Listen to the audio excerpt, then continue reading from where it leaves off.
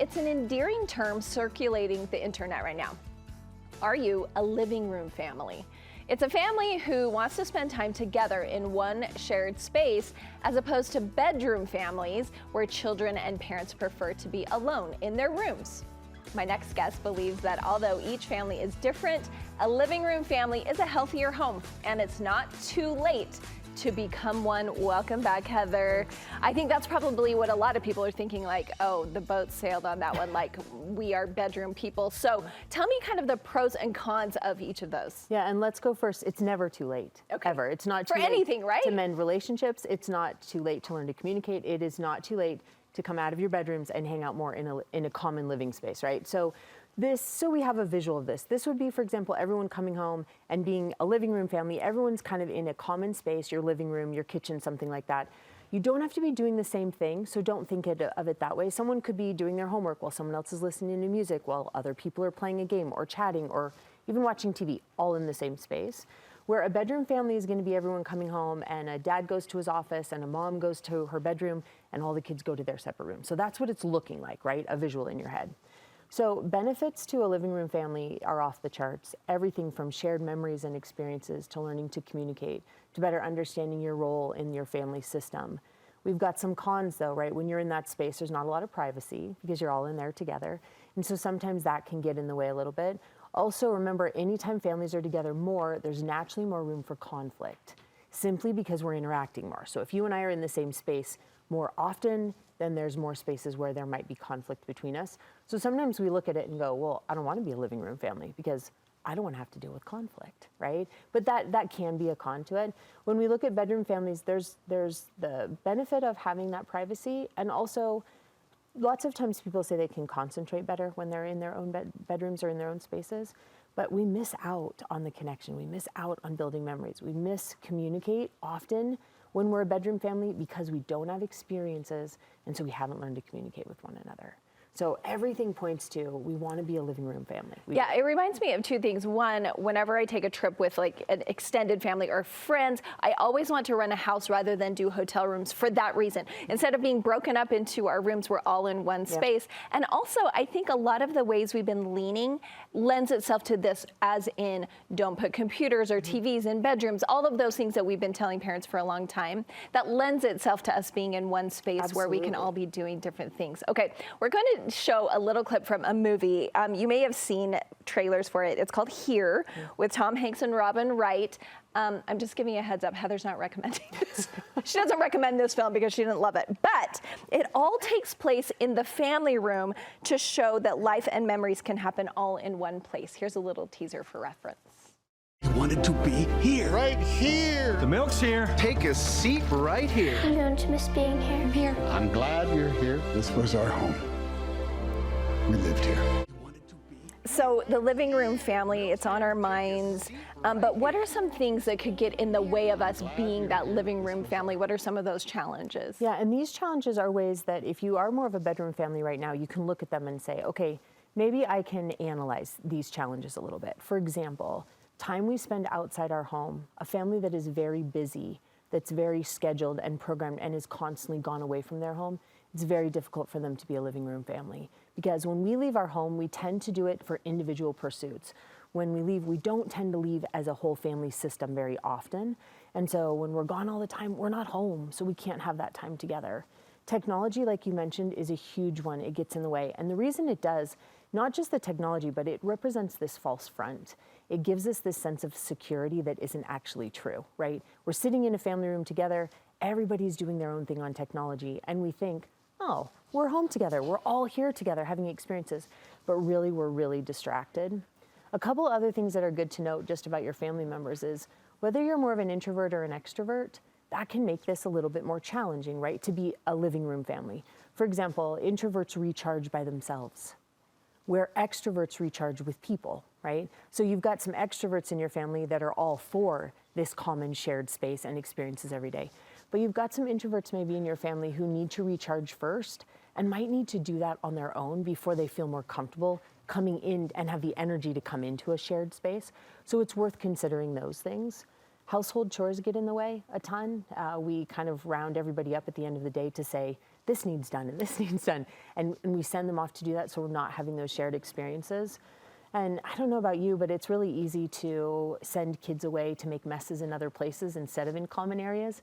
And maybe you can recall even saying some of those things, right? Where our kids are there and they bring in the toys or they bring in the things they want to do, and we say, hey, will you actually take that to your bedroom? Will you go make that mess there so that we can keep this space clean? And anytime we're doing that, anytime we do that, we are making it really hard to be that living room family instead of embracing the fact that bring it all here. And let's do this side by side. Let's do it together. Yeah, and then maybe you could do the cleanup together too. Sure. So you're saying maybe some of us might need to take baby steps. We may need to have a balance there where people have some alone time. But let's talk about the ways we can become a living room family like you suggest. Yeah, so there's quite a few things that we can do. And a lot of it is going to start with just our mindset and being willing, right? We can start too by understanding that when families interact, they tend to fall into patterns of either what we call core interactions or balance interactions. Core interactions are those things that we do at home. They take very few resources, very little planning, and they tend to be more spontaneous. This is a really great description of what happens when we're a living room family, right? So we want to embrace the idea that these core experiences we have together, they're what creates stability and security.